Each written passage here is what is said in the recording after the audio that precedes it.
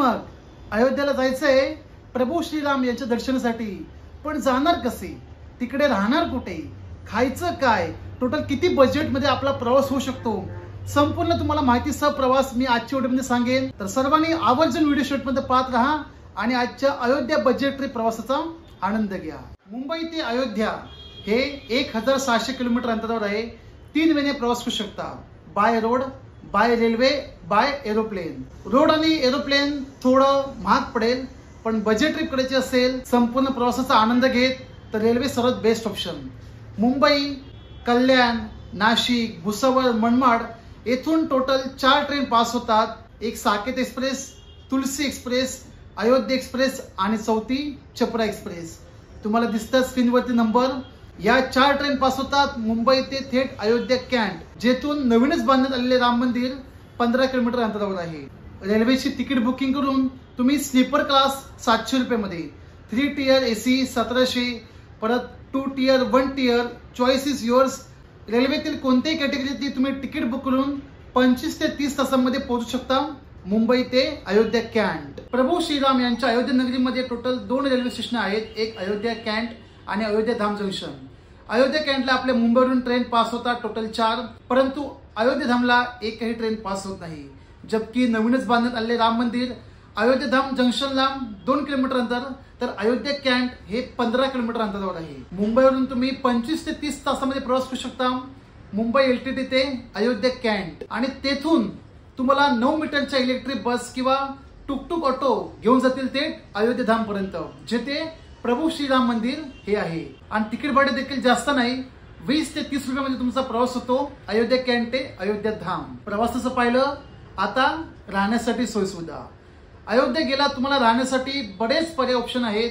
Hotel, lodges, आश्रम, धर्मशाळा इत्यादी काही. सध्या तरी त्या ठिकाणी हॉटेल्स, लॉजेसचे रूम खूप महाग आहेत, 1500, 2000, 5000. आणि जर तुम्हाला मोफत राहायचं असेल तर मंदिरा शेजारीच आश्रम, धर्मशाळा हे देखील उपलब्ध आहेत, तर त्या ठिकाणी देखील तुम्ही थांबू शकता.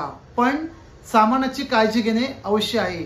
सामान तुमचं कुठे जाणार नाही, पण शेवटी काळजी घेणं आपलं कर्तव्य. 25 ते 30 तासांचा प्रवास पूर्ण करून मस्तपैकी फ्रेश व्हा, नाश्ता करा आणि प्रभू श्रीराम यांच्या दर्शनाचे निघा.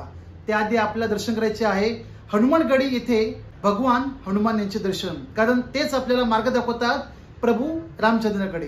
अयोध्येला अशी एकूण भरपूर मंदिर आहेत. तुम्ही पावली गेलात तर तुम्हाला मंदिरं सापडतील. त्यांचे दर्शन करत प्रभू श्रीराम यांचे दर्शन करा.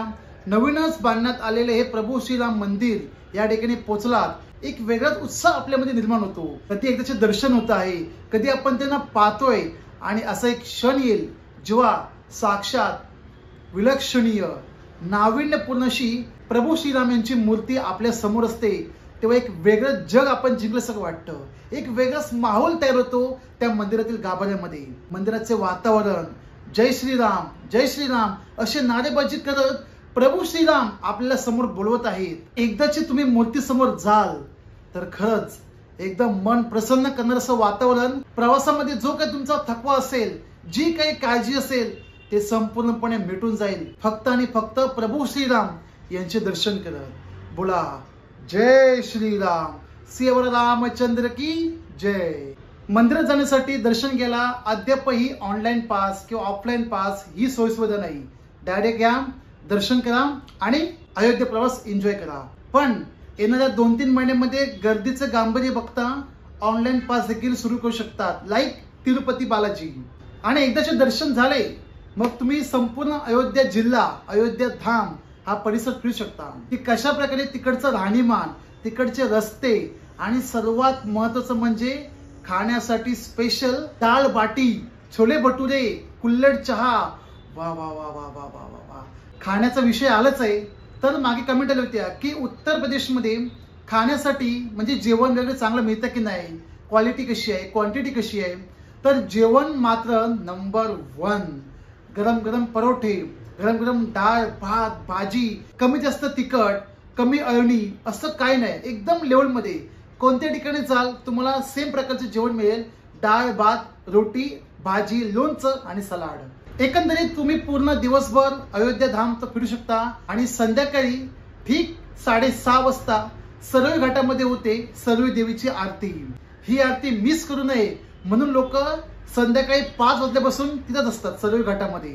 अयोध्येला गेलात तर नक्कीच सरयू घाटात जाऊन या आरतीमध्ये सहभागी व्हा। जगभरातून आता प्रत्येक भाविक तयार होत आहेत की कधी आम्ही अयोध्येला जातोय, प्रभू श्रीराम यांचे दर्शन करतोय।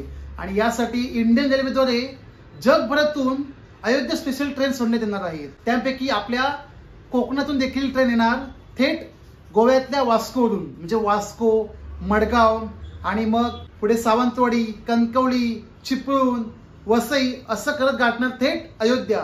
आणि हा प्रवास असेल 2 दिवसाचा। आतापर्यंत आपण पाहिले की मुंबई ते अयोध्या तुमचा बाय रेल्वेने प्रवास कसा होतो, तिकडे गेल्यानंतर मंदिरापर्यंत कसे पोहोचाल, राहण्यासाठी खाण्यासाठी सोय सुविधा, पण यासाठी टोटल खर्च किती येतो। आता जो माणूस जाणार एवढा लांबचा प्रवास करेल अयोध्येला तर 1 दिवसासाठी नाही 2-3 दिवस नक्कीच जाईल, तर एकंदरीत प्रति व्यक्ती 3 ते 4 हजार रुपये खर्च हा येतोच। भले प्रवासाचा खर्च कमी असला पण तिकडे गेल्यानंतर खर्च मात्र हा वाढतोच।